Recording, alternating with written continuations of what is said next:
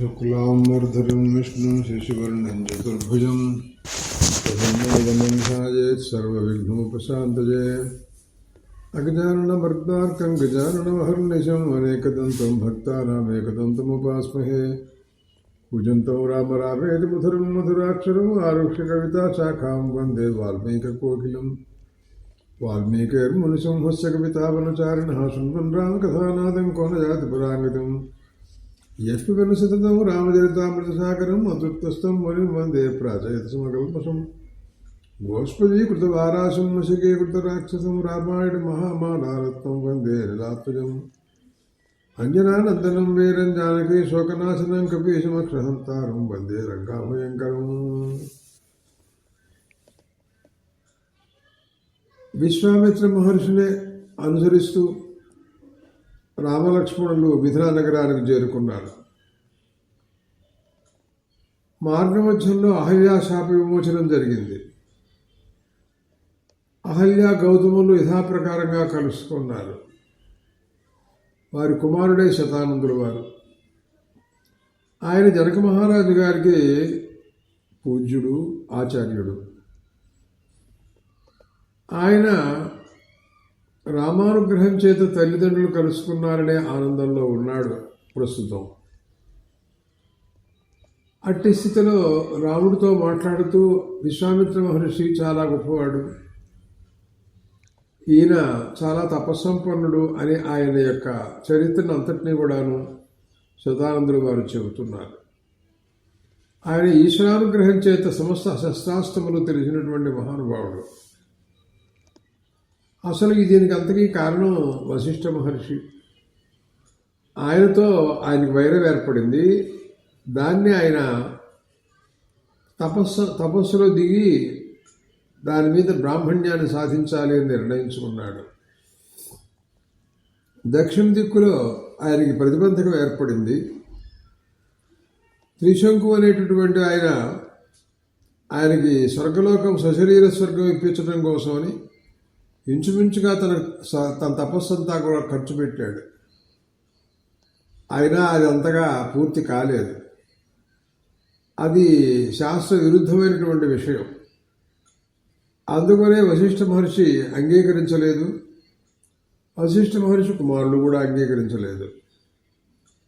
అయినా నేను చేస్తాను అని చెప్పి ఈయన దేవతలకు వ్యతిరేకంగా కొత్త సృష్టి కల్పించి ఆయన్ని అక్కడ ఇంద్రుడిగా అధిపతిగా తల్లకిందులుగా ఉండేటట్టు, ఇంకా అంతకంటే చేసేది ఏం లేదు. అది గురుశాపం. అది ఈ రకమైనటువంటి పరిస్థితుల్లో అక్కడికి విఘ్నం కలిగిందనే ఉద్దేశంతో పశ్చిమ దిక్కుకు వచ్చాడు.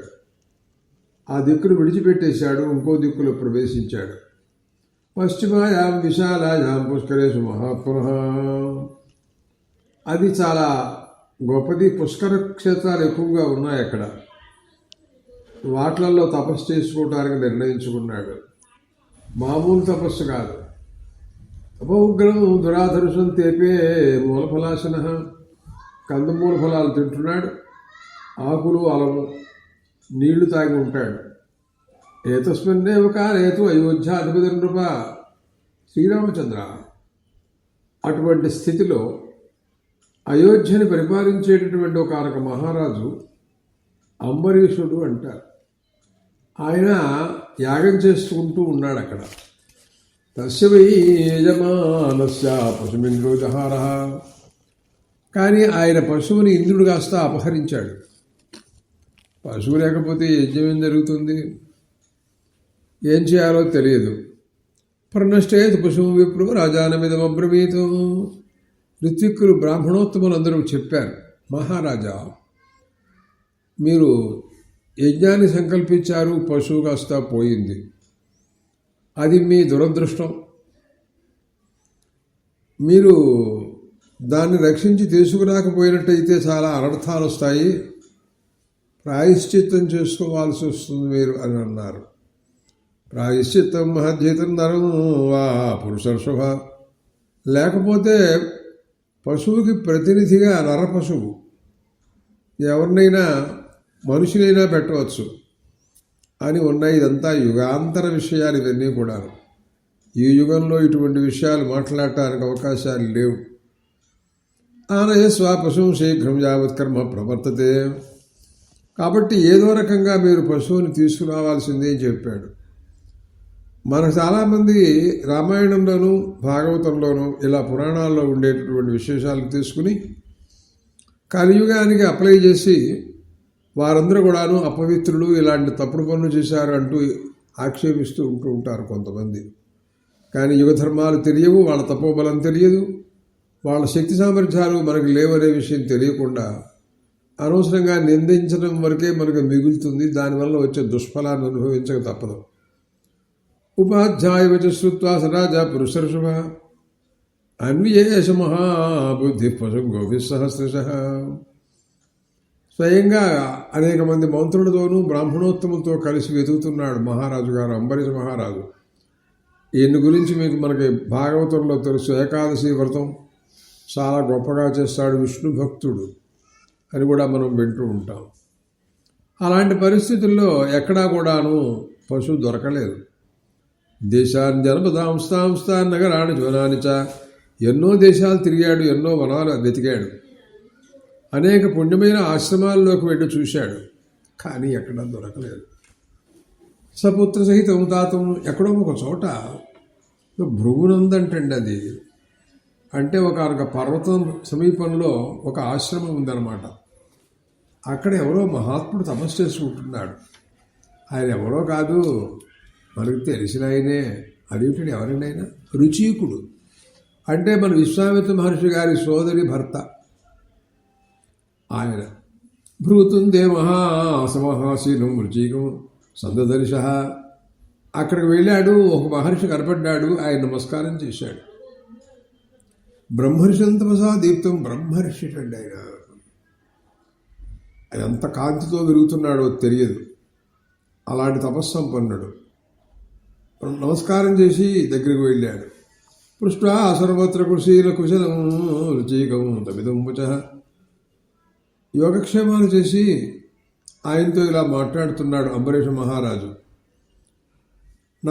నేను యజ్ఞం చేయడానికి పూనుకున్నాను, పశువు పోయింది, కనపడటం లేదు. ప్రత్యామ్నాయం, ప్రతినిధి కల్పం ఏమిటి అని అడిగితే బ్రాహ్మణోత్తములు చెప్పిన మాట ఏమనగా, నరపశువునైనా పెట్టచ్చు అని అన్నారు. బ్రహ్మణే బ్రాహ్మణమాల్భతే అని వేదాల్లో కొన్ని ఉన్నాయి. కానీ యుగధర్మాన్ని బట్టి ఇప్పుడు అవి పనికిరావు. నేను 1000 గోవుల్ని ఇస్తాను, మీ కుమారుల్లో ఓ కుమారుణ్ణి నాకు ఇవ్వండి, పశువు బదులుగా ప్రత్యామ్నాయంగా నరపశువునైనా పెట్టచ్చు అని చెప్తున్నారు ఋత్విక్కులు అని అడిగాడు. సర్వే పరిసుతా దేశాయాజ్ఞి ఎన్నలభే పశుం దాతుమర్హసి మూల్యేన సుతమేకమితో మమ.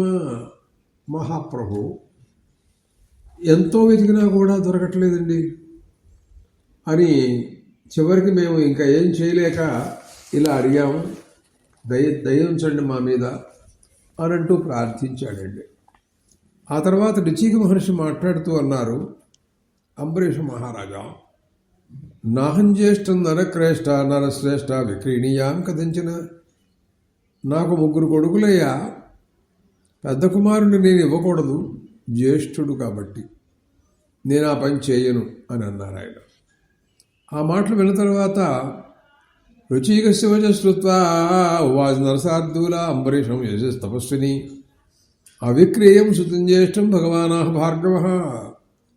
అప్పుడు ఆవిడ కలగజేసుకుని మాట్లాడుతోంది ఆ రుచీక మహర్షి యొక్క భార్య. వారు పెద్ద కుమారుడి మీద అభిమానంతో ఇవ్వకూడదని అన్నారు. నాకు చిన్న కుమారుడంటే నాకు ఇష్టం, నాకు సహజంగా లోకంలో అలాగే ఉంటూ ఉంటుంది. నేను ఆ కుమారుడిని నేను ఇవ్వను. మమాపి దయితం విద్ధి కనిష్టం శునకం నృప తస్మాత్ కనీయ సంపుత్రం నదాస్యేతమ పార్థివ. మహారాజా, చివరి కుమారుడు నేను ఇవ్వను, పెద్ద కుమారుడిని ఆయన ఇవ్వడు. ఇది కథ. ప్రాయేణ హినర శ్రేష్ఠ రామ. లోకంలో సహజంగా తండ్రికి తల్లికి ఇలాగే ఉంటుంది కదా. తండ్రికి పెద్ద కొడుకు అంటే ఇష్టం, తల్లికేమో చిన్న కొడుకు అంటే ఇష్టం. సరే మనం ఏం చేస్తాం? సరే, ఈ మధ్యలో ఇంకొక అబ్బాయి ఉన్నాడండి, 3 కొడుకులు. అతని పేరు సురశేఫుడు అంటారు. ఉక్తవాక్యే మనో తస్మిన్ మునివత్యాం తథైవచ సురశేఫం స్వయం రామ మధ్యమం వాక్యమం ప్రవీతం. ఇక అతను కలగజేసుకున్నాడు. చెరోకళ్ళని కావాలని బిగించుకున్నారు. ఇక మధ్య నేనే కదా మిగిలింది.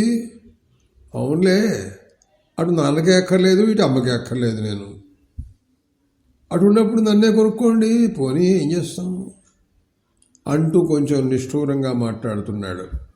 పితా జ్యేష్ఠమ విక్రయం మాతాచాహ కనీయసం విక్రీతం మధ్యమం మన్యే రాజన్ పుత్రనయస్వమం. నువ్వేదో గోవులిస్తాను, అది ఇస్తాను, ఇది ఇస్తాను అని అన్నావు కదా, అదేదో నా కోసం ఏమి దలుచుకున్నావో మా నాన్నకి ఇచ్చేసేయి, తీసుకెళ్ళి నేను వచ్చేస్తానన్నాడు సునశ్చేపుడు మధ్యలో ఉన్న కుమారుడు. ఆ సందర్భంగా ఈ మాటలు విన్నటువంటి అంబరీష మహారాజు వేల గోవులు ఇచ్చాడు తండ్రికి. చాలా సంతోషించాడు. యజ్ఞం జరుగుతుంది, ఆగిపోదు, నరపశువుని పెట్టచ్చు అని ఈ రకంగా ఆలోచించుకొని రథాన్ని మీద ఎక్కించుకొని ఆ సునశ్చేపుడిని తీసుకుని పశువుగా పెడదామని యజ్ఞానికి బయలుదేరి మళ్ళీ వెనక్కి తిరిగారు అందరూ, ఋత్విక్కులు, మంత్రులు అందరూ కూడా. సునశ్రేష్టం సునశ్రేపం మహానరశ్రేష్ఠ గృహీత్వాతు మహాయశ విశ్రామ్యాతు పుష్కరే రాజే మధ్యాహ్నే రఘునందన. శ్రీరామ, మధ్యాహ్న కాలమైంది, ఎండగా ఉందని విశ్రాంతి తీసుకోవడం కోసం ఆపాడు రథం మహారాజు గారు. అందరూ కొంచెం విశ్రాంతి తీసుకుంటున్నారు.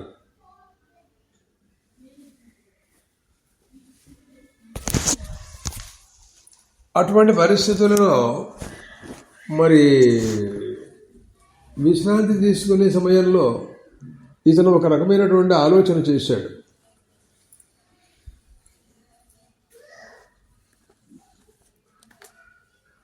ఏమంటాడంటే,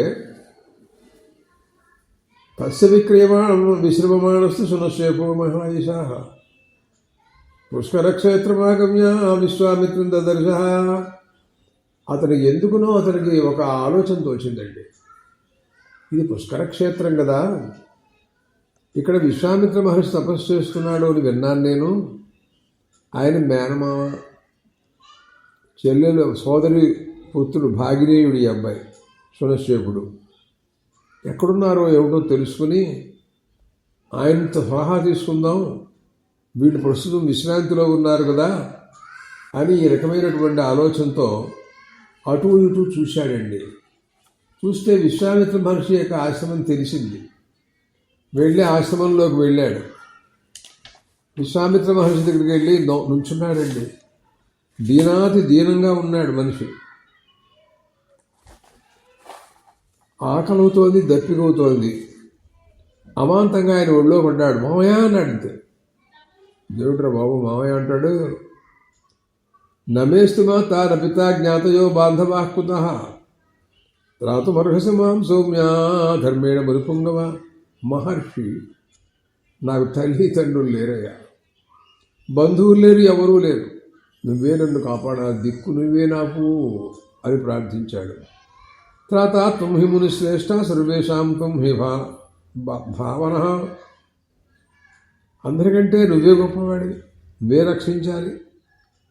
ఏమిటబ్బా ఇలా మాట్లాడుతున్నాడు? రాజాచ ఆకృతకార్యస్యాతు అహం దీర్ఘాయురవ్య స్వర్గలోకముపాశ్రీయాన్ తపస్తోత్తాఖ్యనుత్తమం. మహర్షి, ఒక విషయం చెప్తాను. అంబరీష మహారాజు గారిని ఒక ఆయన వచ్చాడు, అమ్మ నాన్నల దగ్గరికి వచ్చాడు. ఆయనకి పశువు పోయితే యజ్ఞం చేస్తున్నాడు, పశువు కనపడలేదుట. నరపశువు పెట్టచ్చని ఋత్విక్కులు చెప్పారట. నన్ను తీసుకెడుతున్నాడు, దానికోసమని కొన్ని గోవులు అదంతా మా నాన్నకి ఇచ్చాడు. నేను కొనబడ్డాను కాబట్టి చేసేదేం లేదు నేను. కానీ మిమ్మల్ని నేను ప్రార్థించేది ఏమిటి అంటే, నేను చిరకాలంగా జీవించి ఉండాలి, ఆ దీర్ఘాయుష్యం కోరుతున్నాను అన్నాడు. ఎలా కుదురుతుంది? పశువుగా యజ్ఞంలో యూపస్తంభాన్ని కట్టేసి దేవతలకు ఆవిర్భాగాలుగా ఇచ్చేసిన తర్వాత దీర్ఘాయుష్యంగా ఉండటం ఏంటండి? సాధ్యమవుతుందా? పోనీ అది లేకుండా కాపాడు అని అంటేనేమో తండ్రి గారేమో గోవులన్నీ తీసుకుని ఆయనకి నన్ను అమ్మేశాడు. నాన్నగారికి చేసి దానికి విరుద్ధంగా వ్యవహరించడం అవుతుంది, అది పొరపాటు. ఇప్పుడు నేను ఏం చేయాలో తెలియట్లేదు నాకు. నేను తపస్సు చేసి స్వర్గలోకంలో పొందాలి అని నేను అనుకుంటున్నాను. కనుక మిమ్మల్ని నేను శరణవేడుతున్నాను. దీనికి ఉపాయం ఏదన్నా మీరు చెప్పాలి. త్వమేనాథో కినాథుశ్చ అభవవ్యేన చేతస. దిక్కులేని వారికి నీవే దిక్కువి. పితేమ పుత్రం ధర్మాత్మం త్రాతుమర్హసి కిల్బిషాతు. ఈ పాపం నుండి, ఈ భయంకరమైనటువంటి ఆపద నుండి నన్ను కాపాడవలసిందిగా కోరుతున్నాను. తండ్రి లాంటి వాడివి నువ్వు, మేనమామవి అని ఇలా మాట్లాడాడండి. ఆ మాటలన్నీ విన్న తర్వాత విశ్వామిత్ర మహర్షికి జాలేసింది. అయ్యో, ఓదార్చాడు. నువ్వేం భయపడమోక. తన కుమారులు కూడా దగ్గరుంటే వాళ్ళతో చెప్పాడు, అరే అబ్బాయి, ఓ పని చేయండి. ఆ అబ్బాయి పాపం ఇలాగా శరణవేడుతున్నాడు, దీర్ఘాయుష్మంతుడుగా ఉండాలంటున్నాడు. పశువుగా ఉంటే అది కుదరదు కదా. నేనేమో శరణవేడిన వాడికి అభయం ఇవ్వటం నా వ్రతం. నేను అభయం ఇచ్చాను కాబట్టి పశువుగా వెళ్ళటానికి వీల్లేదు. అతని బదులు మీరు వెళ్ళండి అని కొడుకులు చెప్పాడు.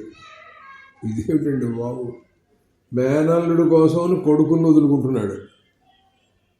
యత్కృతే పితర పుత్రాన్ జనయంతి శుభార్థన. అసలు పిల్లలు పుత్రుల్ని పొందేది ఎందుకంటావు?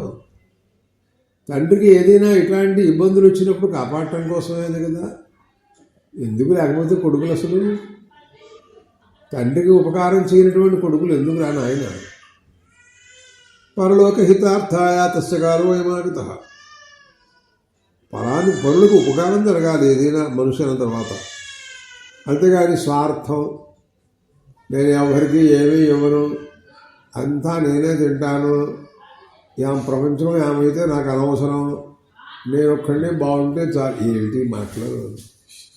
ఇదేనా ఉదారమైనటువంటి స్వభావాలు? కాదు కదా.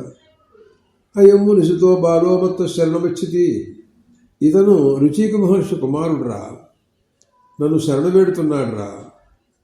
అతను జీవితాన్ని మనం రక్షించడం నా వంతు అన్నయ్య. సర్వే సుకృతకర్మాణ సర్వే ధర్మపరాయణ. మీరందరూ కూడాను పుణ్యాత్ములు, ధర్మతత్పరులు. నా మాట విని ఆ క్రతువుకు వెళ్ళి పశువు అయిపోయి మీరు అగ్నిదేవుడికి తృప్తిని కలుగజేయండి, ఉత్తమలోకాలు వస్తాయి అని అన్నాడండి. నాథవాంశ శునశ్శేపో. ఈ శునశ్శేపుడు కూడాను జీవించిన వాడవుతాడు. యజ్ఞమా నిర్విఘ్నంగా జరిగిందవుతుంది. నా కోరిక తీరుతుంది. నేను శరణం వేడిన వాడికి అభయం ఇవ్వడం నా వంతు, అది కూడా నేను ఇచ్చేశాను. దేవతలందరూ తృప్తి చెందుతారు. నా తపస్సు కూడా సఫలమవుతుంది. మీరుగా తండ్రికి చేయవలసినటువంటి కర్తవ్యాన్ని నిర్వహించి తండ్రి మాట పితరాజ్ఞ పరిపాలన చేసిన వాళ్ళు అవుతారు అంటూ ఇలా చెప్పాడండి. ఈ రకంగా మాట్లాడితే ఏమనిపిస్తుందండి? కుమారుళ్ళు ఎంత కుమారులైనా మీరు వెళ్ళి పశువులు అయిపోండి, నరపశువులు అయిపోండి, యజ్ఞంలో భరిస్తారు మిమ్మల్ని వెళ్ళిపోమంటే కోపం రాదు వాళ్ళకు కూడాను, కష్టం కూస్తో. సరే, వాళ్ళు కొంచెం చిట్టపట్లాడుతున్నారు మనిషి. అంటే బాగులేదు ఆయన చెప్పేది, తండ్రి చెప్పిన మాట బాగులేదు. కథమాత్మసుతాన్ హిత్వా త్రాయసే నిసుతం విహో. వాళ్ళ నాన్నగారితో మాట్లాడుతూ, ఇంకోళ్ళ కోసమని నీ కుమారులను నువ్వు బలిస్తావా? ఏమైనా బాగుందా? అకార్యమివ పశ్యామహ. ఇది చేయతగిన పని కాదేమో అనుకుంటున్నాను మేము. భోజనంలో కుక్క మాంసం పెట్టినట్టుగా ఉందయ్యా అన్నాడు. ఈ మాట వినేప్పటికల్లా కోపం వచ్చింది విశ్వామిత్ర మహర్షికి. మామూలుగా తెలుసుగా ఈ సంగతి మీకు. మంచి కోపావేశంలో ఉండి, నిస్సాధ్వసమిదం ప్రోక్తం ధర్మ అదపి విగర్హితం అతిక్రమ్యమద్వాక్యం. నా మాట కాదంటారా? నేను తండ్రిని కదా అని కోపావేశంతో మాట్లాడుతూ శాపం పెట్టేశాడు కొడుకులకి. మామూలు శాపం కాదండో, కుక్క మాంసం తిని జీవించండి ఇప్పుడు అన్నాడు. వశిష్ఠ మహర్షి కుమారులకి ఏ గతో మీకు కూడా అదే గతి అన్నాడు. 1000 సంవత్సరాలు భూమిలో ఆ రకంగా సంచరిస్తారు మీరు అని శాపం పెట్టాడండి. కృత్వా శాప సమాయుక్తాన్ పుత్రాన్ మునివరస్తథ. వాళ్ళు శాపం పెట్టి శునశ్శేపుడితో మాట్లాడుతున్నాడు. అబ్బాయి, సరే నీకు నేను అభయం ఇచ్చాను, నీకు నేను విషయం చెబుతాను. నువ్వు నీ కోరిక ప్రకారంగా నువ్వు చిరంజీవిగా ఆయుర్భాగ్యం పూర్ణాయుర్భవంతుడై ఉండాలి. అంబరీష మహారాజు గారి యజ్ఞం నిర్విఘ్నంగా జరగాలి. నువ్వు అక్కడికి పశువుగా వెళ్లకుండానే ఆ యజ్ఞం పూర్తవ్వాలి. వెళ్ళినా ఎలా జరగాలో ఏమిటో దానికి ఉపాయం నేను చెబుతాను వినమన్నాడు ఆయన. ఏమిటి? ఏం చెప్పాడు?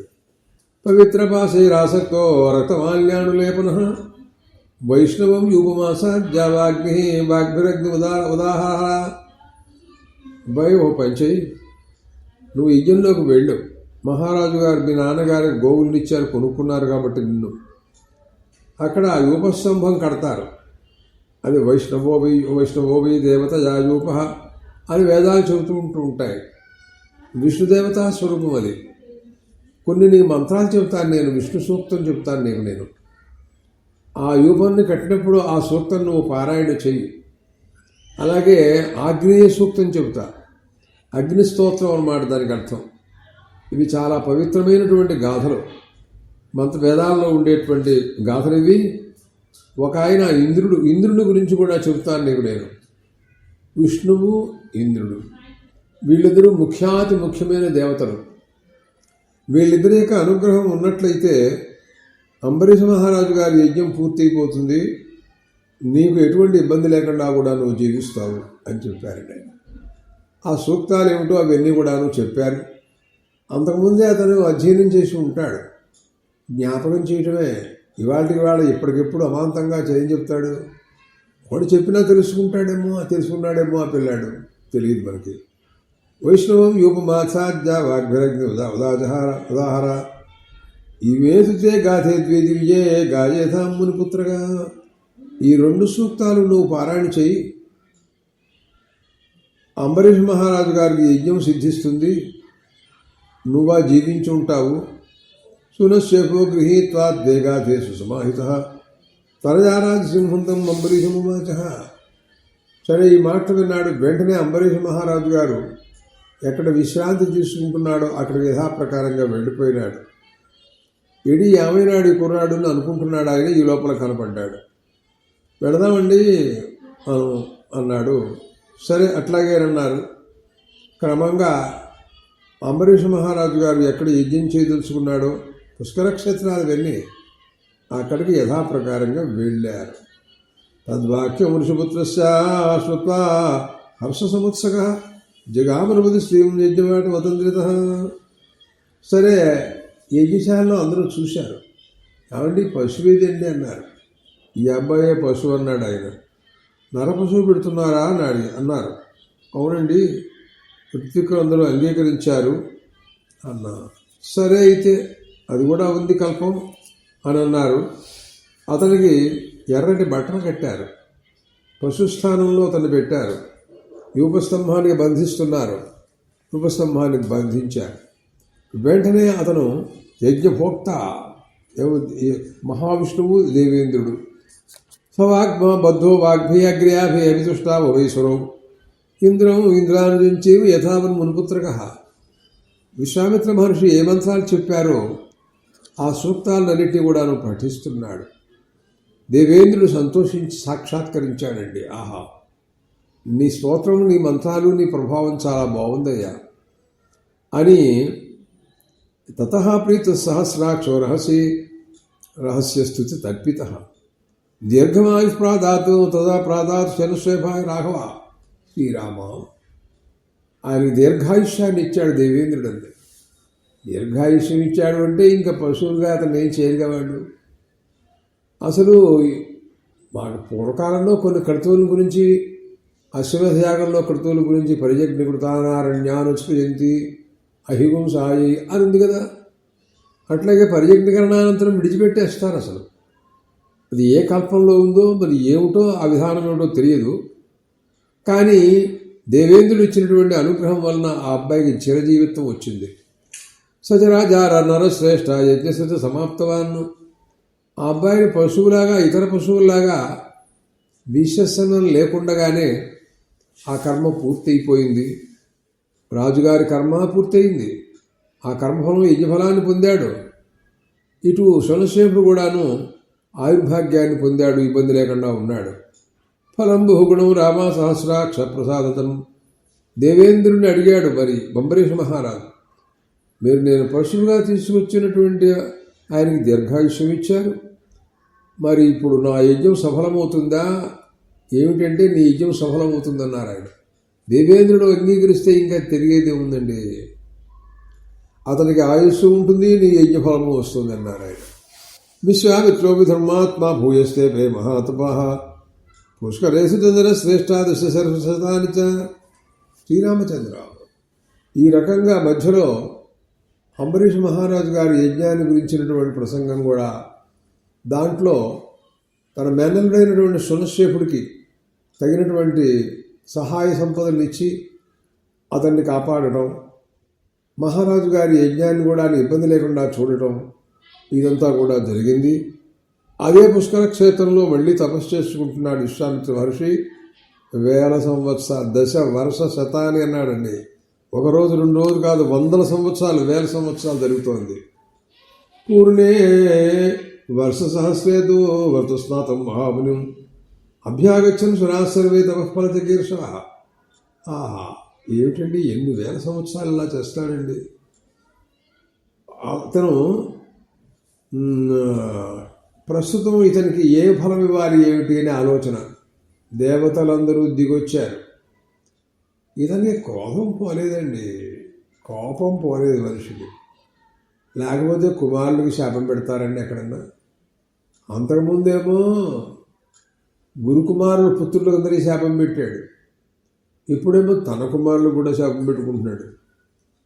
మొత్తం మీద కొంచెం తేడా ఉంది మనుషులు. ఇంకా పూర్తిగా కామక్రోధాదులు పోవటం అంటే అంత తేలికైన విషయం కాదు అని అనుకుంటున్నారు. బ్రహ్మగారు కూడా వచ్చారు. బ్రహ్మదేవ, ఏమిటి దానికి మీకు ఇవ్వవలసినటువంటి వరం? అబ్రవీత్సు మహాతేజ బ్రహ్మ సుచిరం వచ ఋషిస్తుమసిమద్రంతే స్వార్జితై కర్మభిశుభై. మహర్షి, నువ్వు ఋషివినవయ్యా అన్నట్టు. అరే ఇన్ని 1000 సంవత్సరాలు తపస్సు చేస్తే ఋషివైనామని చెప్పాడు బ్రహ్మదేవుడు. అనుకున్నది లభించలేదే, తను అనుకున్నది బ్రాహ్మణ్యం పొందాలి అనుకున్నాడండి, అదేం జరగలేదు. తమేవ ముక్తా దేవేశ స్థితి పునరభ్యగాతు విశ్వామిత్రో మహాతేజాస్తపేషు మహత్తప. ఈ చాలుగా ఉన్న తపస్సు, మనకు క్రోధం పోలేదు, అందువల్లే వాళ్ళు మనకు బ్రాహ్మణ్యం ఇవ్వటం లేదు అని మళ్ళీ మొదలెట్టాడు. ఆ పుష్కర క్షేత్రాలు ఉగ్రమైనటువంటి తపస్సు చేస్తున్నాడు. తాంతదర్శి మహాతేజ మేనకాం కుశికాత్మజ రూపేణా ప్రతిమాం తత్ర విద్యుతం జలదేయథ. 1000 సంవత్సరాలు తపస్సు చేసిన తర్వాత ఇప్పుడు ప్రస్తుతం ఎలా ఉన్నాడో చూద్దామని దేవేంద్రుడు మేనకని పంపించాడు. అప్సర స్త్రీ, ఆశ్చర్యకరంగా ఉంటుంది ఆమె. హఠాత్తుగా మేఘంలో మెరుపులాగా వెలుగుతూ ఉంటుంది. దర్ప్తా కందర్పవశగో మునిస్తామిదమబ్రవీతు. ఆమెను చూడంగానే ఈయన మనస్సు మారింది. అప్పుడు స్వాగతం చెప్పాడు ఆమెకు. అప్సర స్వాగతంతే ఇహ మమాశ్రమే, నా ఆశ్రమంలో ఉంటావా అని అడిగాడు. సరే, ఆమె హడిలిపోతోంది. ఎప్పుడు శాపం పెడతాడో, ఏమైపోతానో ఏమిటి అని భయపడుతూనే ఉంది. ఏం చేస్తాం, తప్పదు కదా. దేవేంద్రుడు పంపించాడు. ఆయన ఆజ్ఞను కాదనడానికి వెళ్ళలేదు. త్రిలోకాధీశ్వరుడు, దేవతారాట్టు. ఇత్యుక్తా సావరారోహ తత్రవాసం అకరోతు. చాలా కాలం ఆశ్రమంలో ఉంది. ఆమె తపస్సు చేసుకుంటోంది, ఈయన తపస్సు చేసుకుంటూనే ఉన్నాడు. అలా కాలం గడిచిపోతోంది. శ్రీరామచంద్ర ప్రభు 10 సంవత్సరాల దగ్గర ఆశ్రమంలో అమ్మాయి. 10 సంవత్సరాలు ఓరు బాబు. ఆ తర్వాత ఒక రోజున ఆయన మనస్సు మారి ఆయన ఆమెతో మాట్లాడాడు. బుద్ధిర్మునే సముత్పన్న సామర్ష రఘునందన సర్వం సురాణం కర్మైద తపో హరణం మహతు ఆలోచించాడు, ఎందుకు వచ్చింది అసలు ఈ అమ్మాయి ఇక్కడికి, నేను ఈ అమ్మాయిని ఎందుకు నా ఆశ్రమంలో ఉండమన్నాను నేను, ఇదంతా దేవతల యొక్క మాయ అయి ఉంటుంది, నన్ను పరీక్ష చేయడం కోసమే ఇలాంటి ఆలోచన వాళ్ళు చేసుంటారు. నేను ఇంద్రియజయం కలవాడినా, జితేంద్రుడు అయినానా కాలేదా, కామంలో స్వాధీనమవుతున్నానా, కామాన్ని జయించినానా తెలుసుకుందాం అనుకున్న ప్రయత్నాలు చేస్తున్నారేమో. కామయేష క్రోధయేష రజోగుణ సముద్భవ మహాశనో మహాపాప్మా విద్యానం అన్నాడు గీతాచార్యుడు. మానవుడికి కామం కంటే శత్రువు లేదు ఏది కూడా ప్రపంచంలో. కామయేష క్రోధయేష, క్రోధం కూడా పరమశత్రువు. ఈ రెండు జయించినంత కాలం వాడికి ఉత్తమ స్థితి రాదు కదా. అందుకోసమని అహోరాత్రాపదేశేన గత సంవత్సరాదశ 10 సంవత్సరాలు గడిచిందండి. అయినా కూడా కామానికి స్వాధీనమైపోయినాడు. ఆ తర్వాత దుఃఖించాడు, అరే నేనే ఎంత తప్పు చేశాను నేను. ఫనిష్యన్ మునివర పశ్చాత్తాపేన దుఃఖిత భీతామప్సౌరం దృష్ట్యా విబంతించ ప్రాంజలిస్తాన్ దూషుడికి నమస్కారం చేస్తూ గడగడలాడుతోంది, గజగజలాడిపోతోంది. ఏం శాపం పెడతాడు, ఏమైపోతాను అని హడిలిపోతోంది పాపం మేనక. మేనక ముసురేర్వాక్యం విసృజ్య కుశిగాత్మజ, ఆమెను చూచి అన్నాడు, అమ్మాయి నీ తప్పేం లేదు కదా, కానీ నేను కామానికి లోనైన వాడిని. మేనకా ముసురేర్వాక్యే ఉత్తరం పర్వతం రామ విశ్వామిత్రో జగామహ, ఇక లాభం లేదన్నాడు. ఈ దిక్కు కూడా నాకు కలిసి రాలేదన్నాడు. అక్కడి నుంచి ఆ దిక్కును విడిచిపెట్టేసి ఉత్తర దిక్కుగా వెళ్ళాడు. మళ్ళీ అక్కడ తపస్సు చేయటం మొదలెట్టాడు.